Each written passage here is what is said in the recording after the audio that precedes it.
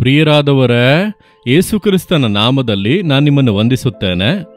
ಇಲ್ಲಿ ಒಂದು ಶಿಲೆಯನ್ನು ಇಟ್ಟಿದ್ದಾರೆ ಗೊತ್ತಾ? ಇಂಡಿಯಾದ ರಾಷ್ಟ್ರಪಿತ ಮಹಾತ್ಮ ಗಾಂಧಿಯವರ ಶಿಲೆ.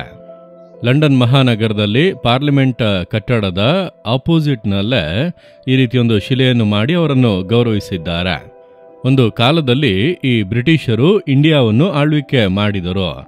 ಬ್ರಿಟಿಷರ ಆಳ್ವಿಕೆಯನ್ನು ವಿರೋಧಿಸಿ ಹೋರಾಟ ಮಾಡಿದಂಥವರೇ ಮಹಾತ್ಮ ಗಾಂಧಿ. ಆ ರೀತಿಯಾಗಿ ಜಯ ಹೊಂದಿದರು. ಆದರೂ ಕೂಡ ಅವರ ಒಂದು ಶಿಲೆಯನ್ನು ಇಲ್ಲಿ ಮಾಡಿ ಇಟ್ಟಿರುವಂಥದ್ದು ಇಂಡಿಯಾಗೆ ಒಂದು ದೊಡ್ಡ ಗೌರವ. ನೋಡಿರಿ, ಮಹಾತ್ಮ ಗಾಂಧಿ ಅವರು ಸ್ವತಂತ್ರಕ್ಕೋಸ್ಕರ ಹೋರಾಡಿದರು. ಅದಕ್ಕೆ ಮುಂಚೆ ಕೂಡ ಅನೇಕರು ಯುದ್ಧ ಎಲ್ಲ ಮಾಡಿದರು, ಹೋರಾಡಿದರು, ರಕ್ತ ಸುರಿಸಿದರು, ಬಹಳಷ್ಟು ತ್ಯಾಗ ಮಾಡಿದ್ದಾರೆ. ಆದರೆ ಮಹಾತ್ಮ ಗಾಂಧಿಯವರು ಮಾಡಿದಂಥ ಹೋರಾಟ ವಿಭಿನ್ನವಾದದ್ದು. ರಕ್ತ ಸುರಿಸದೆ, ಯುದ್ಧ ಮಾಡದೆ, ಪ್ರೀತಿಯಿಂದಲೇ ಸಾಧಿಸಬೇಕು ಎಂಬುದಾಗಿ, ಪ್ರೀತಿಯ ಆ ಒಂದು ಆಯುಧವನ್ನು ತೆಗೆದುಕೊಂಡು ಅಹಿಂಸೆಯ ಮಾರ್ಗದಲ್ಲಿ ನಾವು ನ್ಯಾಯವಾಗಿ ಹೋರಾಡಿ, ನಾವು ವಿರೋಧಿಸಿ ಯುದ್ಧ ಮಾಡಿ ಆ ಒಂದು ರೀತಿಯಲ್ಲಿ ಅಲ್ಲ, ನಾವು ನಮ್ಮನ್ನು ಒಪ್ಪಿಸಿಕೊಟ್ಟು ಒಡೆತಗಳನ್ನು ಸಹಿಸಿಕೊಂಡರೂ ತಾಳ್ಮೆಯಿಂದ ಇದ್ದು ಈ ರೀತಿ ಸ್ವತಂತ್ರವನ್ನು ಹೊಂದಿಕೊಳ್ಳಬಹುದು ಎಂಬ ಚಿಂತನೆಯಲ್ಲಿ ಅವರು ಕಾರ್ಯ ಮಾಡಿದರು. ಅದಕ್ಕೆ ಏನು ಕಾರಣ ಎಂಬುದಾಗಿ ನಿಮಗೆ ಗೊತ್ತಾ? ಮಹಾತ್ಮ ಗಾಂಧಿಯವರು ಸತ್ಯವೇದವನ್ನು ಓದಿದಾಗ ಮತ್ತಾಯ 5ನೇ ಅಧ್ಯಾಯ, 6ನೇ ಅಧ್ಯಾಯ, 7ನೇ ಅಧ್ಯಾಯ, 3 ಅಧ್ಯಾಯಗಳು ಅದುವೇ ಅವರ ಜೀವಿತವನ್ನೇ ಬದಲಾಯಿಸಿತು. ಅವರೇ ಅದನ್ನು ಹೇಳಿದ್ದಾರೆ. ಯೇಸು ಮಾಡಿದಂಥ ಪರ್ವತ ಪ್ರಸಂಗ ಅದೆಲ್ಲ ಬರೆಯಲ್ಪಟ್ಟಿದೆ. ಅದರಲ್ಲಿ ಯೇಸು ಕ್ರಿಸ್ತನು ಒಬ್ಬ ಮನುಷ್ಯನ ಜೀವಿತಕ್ಕೆ ಬೇಕಾಗಿರುವ ಸಕಲ ಸತ್ಯಗಳನ್ನು ಅದರಲ್ಲಿ ಹೇಳಿದ್ದಾನೆ.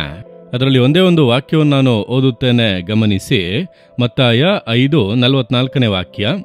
ನೋಡಿರಿ, ಯೇಸು ಕ್ರಿಸ್ತನು ಹೇಳುತ್ತಾನೆ, ನಾನು ನಿಮಗೆ ಹೇಳುವುದೇನೆಂದರೆ, ನಿಮ್ಮ ಶತ್ರುಗಳನ್ನು ಪ್ರೀತಿಸಿರಿ, ನಿಮ್ಮನ್ನು ಹಿಂಸೆ ಪಡಿಸುವವರಿಗೋಸ್ಕರ ದೇವರನ್ನು ಪ್ರಾರ್ಥಿಸಿರಿ.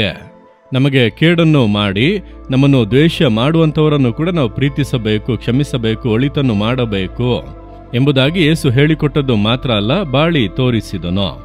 ಒಂದು ಕೆನ್ನೆಗೆ ಹೊಡೆದರೆ ಮತ್ತೊಂದು ಕೆನ್ನೆಯನ್ನ ತೋರಿಸು ಎಂಬುದಾಗಿ ಹೇಳಿದವರು. ಪರವಾಗಿಲ್ಲ, ನೀನು ಹೊಡಿ.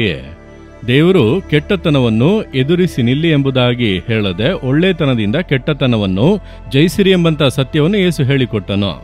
ಈ ಮಾತುಗಳೇ ಮಹಾತ್ಮ ಗಾಂಧಿಯವರಲ್ಲಿ ದೊಡ್ಡ ಒಂದು ಬದಲಾವಣೆಯನ್ನು ಉಂಟು ಮಾಡಿ, ಆದ್ದರಿಂದಲೇ ಅಹಿಂಸೆಯ ಮಾರ್ಗದಲ್ಲಿ ಹೋರಾಡಿ ಸ್ವತಂತ್ರವನ್ನು ಸಂಪಾದಿಸಿಕೊಂಡರು ಎಂಬುದಾಗಿ ಅವರೇ ಹೇಳಿರುವುದನ್ನು ನಾವು ನೋಡಬಹುದು. ನಮ್ಮ ಜೀವಿತದಲ್ಲಿ ಕೂಡ ಈ ಸತ್ಯವೇದ ವಾಕ್ಯಗಳನ್ನು ನಾವು ಅನುಸರಿಸಬೇಕು. ನಮ್ಮ ಎಲ್ಲರಿಗೂ ಶತ್ರುಗಳು ಇರುತ್ತಾರೆ, ಹಾಗೆ ಮಾಡುವಂಥವರು, ಕೇಡು ಮಾಡುವಂಥವರು ಇರುತ್ತಾರೆ. ಎಲ್ಲರ ಜೀವಿತದಲ್ಲೂ ಯಾರೊಬ್ಬರು ಇರುತ್ತಾರೆ. ಮನೆಯೊಳಗೆ ಇರುತ್ತಾರೆ, ಹೊರಗೆ ಇರುತ್ತಾರೆ, ಕೆಲಸ ಮಾಡೋ ಸ್ಥಳದಲ್ಲಿ ಇರುತ್ತಾರೆ, ಸೇವೆ ಮಾಡುತ್ತಾ ಇದ್ದರೆ ಇನ್ನೂ ಹೆಚ್ಚಾಗಿ ಇರುತ್ತಾರೆ.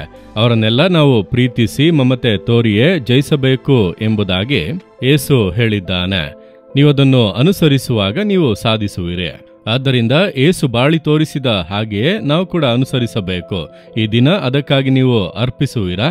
ಹಾಗೆ ಹೃದಯದಲ್ಲಿ ಕೈ ಇಟ್ಟುಕೊಂಡು ಹೇಳಿರಿ, ಯೇಸುವೆ, ನಾನು ವೈರಿಗಳನ್ನು ಪ್ರೀತಿಸಬೇಕು, ಶಪಿಸುವವರನ್ನು ಆಶೀರ್ವದಿಸಬೇಕು, ನನಗೆ ಕೆಟ್ಟದನ್ನು ಮಾಡುವವರಿಗೆ ನಾನು ಒಳ್ಳೆಯದನ್ನು ಮಾಡಬೇಕು, ಅದಕ್ಕೆ ನನ್ನನ್ನು ಅರ್ಪಿಸಿಕೊಳ್ಳುತ್ತೇನೆ, ಆ ಹೃದಯವನ್ನು ನನಗೆ ಕೊಡಿರಿ. ಯೇಸುವಿನ ನಾಮದಲ್ಲಿ ಪ್ರಾರ್ಥಿಸುತ್ತೇನೆ ತಂದೆಯೇ. ಆಮೇನ್, ಆಮೇನ್. Jesus Redeem Kannada YouTube channel ಅನ್ನು ಸಬ್ಸ್ಕ್ರೈಬ್ ಮಾಡಿ. ಸಬ್ಸ್ಕ್ರೈಬ್ ಬಟನ್ ಕ್ಲಿಕ್ ಮಾಡಿ ಮತ್ತು ಬೆಲ್ ಬಟನ್ ಒತ್ತಿ. ಅನುದಿನ ಕಾರ್ಯಕ್ರಮದ ಮಾಹಿತಿ ಪಡೆಯಿರಿ.